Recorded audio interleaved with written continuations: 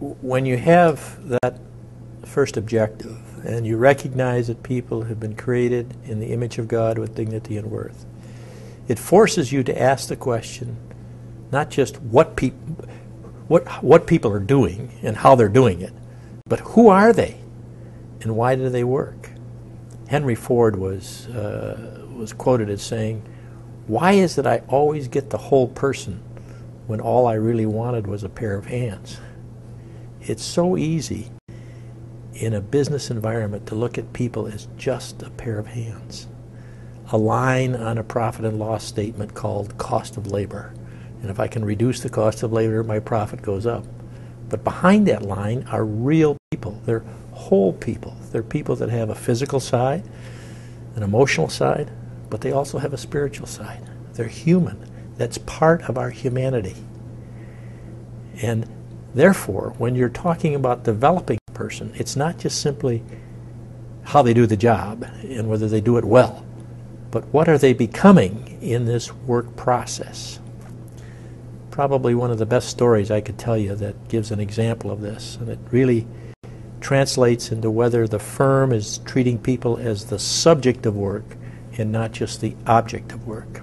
It was when in the early 1990s I was traveling in what was still then the Soviet Union and speaking at the University of Moscow on the free enterprise system. And then I came back through Leningrad, and I came down one morning and I saw in the hotel lobby a woman mopping a floor.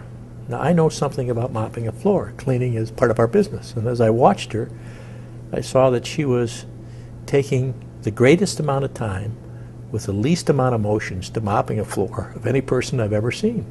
So I said to my translator, "Let's go over and talk to her." And you know what I found? She was using a wooden tea frame with a dirty rag wrapped around it and a dirty bucket of water to mop the floor. She really wasn't cleaning that floor. She was moving this pile of dirt from here to here all day long, and somebody called it work. But I talked enough to Olga, that was her name, to know that if I had had an opportunity to visit her in her 2-room apartment, I could have eaten off the floor. What made the difference in work versus home? A week later, I was in London visiting Guy's Hospital, one of the hospitals we serve. And one of the cleaning personnel, when I was introduced, touring the hospital to the cleaning personnel, one of the ladies came over and gave me a big hug.